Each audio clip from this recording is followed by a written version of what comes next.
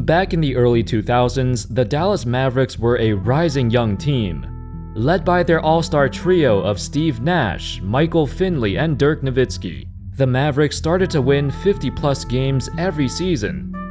It was the start of their best era in the history of the franchise. They tasted success for the first time in a long time. And as the years progressed, they were making huge strides, and the sky was the limit for this young team. An innovative coach, their hyper-efficient offense was unmatched by any other team in the NBA. Their magical run in the 2003 playoffs was an absolute spectacle, and this was the year they put it all together. They won 60 games and were 2 wins away from the NBA Finals. Unfortunately, Dirk would get injured in the conference finals, and as a result, the Mavs could not advance. However, during that summer was when everybody had their eyes on Dallas. The 2003 offseason would see the Mavs make 2 drastic additions to their team, 2 additions they thought would push them into championship contention: Antoine Walker and Antoine Jamison, both of whom were perennial 20 points per game scorers, and this was the year. The Mavs now had the most talented roster in their franchise's history, or at least that was supposed to be true on paper. How's it going, folks? My name's Andy, and this is the Mavs' forgotten super team that totally collapsed and set them back for years. Also, they wore these trash bag jerseys, probably the worst jerseys in the history of the NBA. Coincidentally, they abandoned them after just 1 year, or maybe it wasn't a coincidence. To start things off, here's what the 2 trades looked like. The first one was for Antoine Jamison, who just came off a fantastic season, one of the best of his career.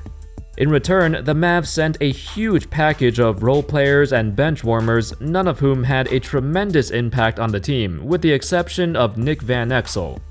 He was their designated 6th man spark plug and had a great run in the 2003 playoffs. Losing him was a big deal. The second trade was for Antoine Walker, who's been having some shaky years in Boston. While he was an all-star, he was arguably the most inconsistent all-star of all time, especially when it came to his shooting. In exchange for him, the Mavs had to give up a first-round pick and their starting center, Raef LaFrentz. While LaFrentz wasn't anything special, he was the only competent center on the team, and this would greatly hurt the Mavs down the line, which I'll talk about later. With these 5 guys though, the media dubbed them as the Fantasy 5. Expectations were super high, but the Mavs were also quite overshadowed. Keep in mind, this was the same offseason where the Lakers acquired Gary Payton and Karl Malone, so everyone was really paying attention to that super team. Now, this season was very weird for Dallas. They started off strong and finished with an extraordinary home record of 35-6, but on the road they were abysmal, only 17-24. They would win 8 fewer games than the previous season, not what they expected. The issue was there was literally no chemistry at all. The players' skill sets did not fit together whatsoever. Both Antoines were known to be primarily offensive players and volume scorers, and they couldn't do anything else. Especially Antoine Walker, who was a well-known chucker and continued his onslaught of taking too many threes. Walker finished the year averaging 14 points a game, shooting about 4 threes a game on 27%. He was the only guy in the starting lineup who had a negative net rating, and it was very negative. With him on the floor, the Mavs would get outscored by 6 points per 100 possessions, while everyone else was a net positive. Not only that, but Coach Nelson played him 35 minutes a game, so he was on the floor a lot. Speaking of Don Nelson, he had this idea of playing Walker at center sometimes. In fact, he actually forced him to play center throughout different parts of the season. Remember how I mentioned earlier that giving up Raef LaFrentz was a bad decision? Well, this is why. They were literally forced to go small for large parts of the season, and Walker struggled. Dirk would also play the 5 occasionally, and he was not built for that role, nor was he a good rebounder. Now, this was the early 2000s, and while small ball was starting to become a bit more popular, it was not considered to be effective. While Walker was quite the voluptuous man, he was 6'8" and very slow. Small ball only works when everybody can actually outrun and outgun the opposing team, which the Mavs did not have the personnel to do anymore. I guess Walker could outgun them, but he'll miss every shot. Fortunately, their offense did not drop off much. They still had a tremendous amount of firepower, and that's why they led the league in offensive rating once again. However, their defense dropped from 9th to 26th, largely due to Nelson's wacky lineups and not having an adequate center to patrol the paint. When talking about Walker, Nelson said, "We have been looking for a point forward since I have been here, and I feel we have gotten one of the best in the league in Antoine Walker. Walker is an all-around great player who will fit nicely into our system." While offensively, he did somewhat fill that role as a point forward, the Mavs really did not need more offense. The other Antoine ended up coming off the bench for the majority of the season. While his scoring dropped to 14 points per game as well, Jamison's efficiency skyrocketed, and he actually won 6th Man of the Year. He had the highest offensive rating on the entire team, and added on even more firepower to an already explosive team. However, just like with Walker, Jamison was also a glass cannon, a one-trick pony who could not fill the needs of the Mavs. He wasn't a defensive powerhouse, he wasn't a rugged, scrappy, hard-nosed player, he simply wasn't the guy who they needed either.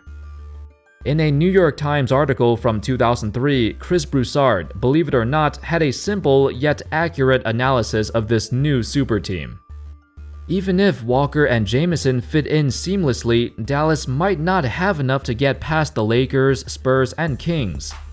LA and San Antonio are tougher and stronger inside than the Mavericks, so all the high-octane, finesse play in the world might not be enough to get Dallas to the finals. It turns out he would be correct. By the time the playoffs started, everything came crashing down. In the first round, they would play the Sacramento Kings, a team that they defeated in the previous playoffs. But this time, the Mavs would get annihilated. Mike Bibby was driving to the rim and scoring at will, and he looked like the best player of the series. Steve Nash faltered and struggled to guard him, and with zero presence in the paint, the Mavs had no chance. Everybody outside of Dirk was terrible. Michael Finley was god-awful. The two Antoines saw a drastic reduction in playing time, and they were pretty much useless. At the end, the Mavericks would fall in 5 games, and the aftermath was devastating. Both Antoines would be gone after just 1 season. Steve Nash would not be re-signed. Half the roster would be abruptly let go, and the Mavs rebuilt and retooled their team. Afterwards, the front office eventually got rid of Don Nelson in the following year in favor of Avery Johnson, who was a more traditional coach. They started to move away from this whole idea of playing fast-paced small ball lineups after this failed experiment.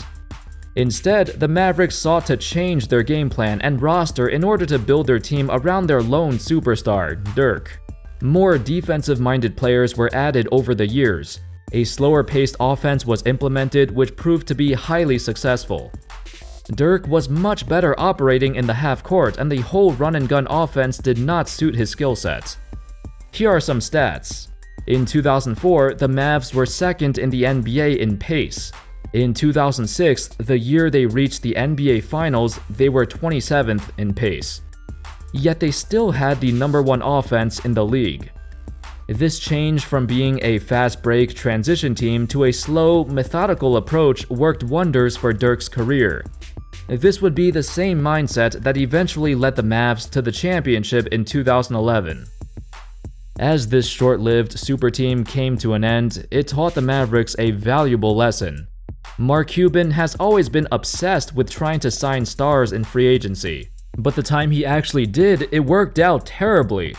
Over the years, Cuban changed his opinion and paid more attention to what his teams really needed, not just a bunch of volume scorers who need the ball. While this team was still very good, it was one of the worst during Dirk Nowitzki's prime. Not only that, but they also lost a good number of assets during those 2 trades, and it took a while to get the necessary pieces again.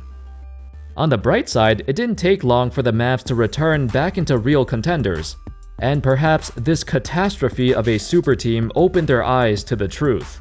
Without it, maybe the Mavs would have never changed their ways. Maybe they would play that same style for the rest of Dirk's career, and who knows what would happen if that was the case.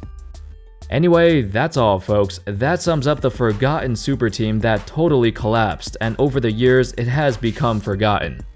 Let me know your thoughts on this 2003-4 Mavericks team. Have you heard about it before, and if you haven't, what are your thoughts on it now?